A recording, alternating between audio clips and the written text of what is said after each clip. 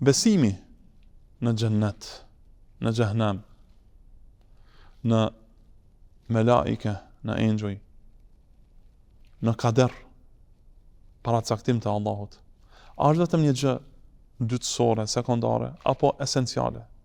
Besimi në këto është obligativ për çdo musliman. Dhe nuk mund të bëhet njeriu musliman pa besuar se xhenneti e xhehenami ekzistojnë tani, se në xhennet do të përfundojnë ata të cilët janë bindur Allahut subhanahu wa taala dhe kanë bërë obligime ndaj tij, dhe se në xhehenem do të përfundojnë ata të cilët nuk i bindën Allahut dhe e adhurojnë dikë tjetër bashkë me Allahun. Duhet të besosh në melaikat e Allahut, në engjëjt e Allahut.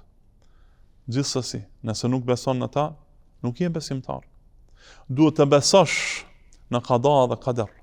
Atë se Allahu e ka caktuar, e ka bërë kader, çdo gjë është e caktuar nga Allahu subhanahu wa taala dhe e shkruar nga ai dhe e ditur nga ai, e krijuar nga ai. Pa këtë besim nuk je besimtar, nuk je besimtar. Prandaj ti o musliman, beso thellë në këto gjëra, edhe nëse nuk i ke parë.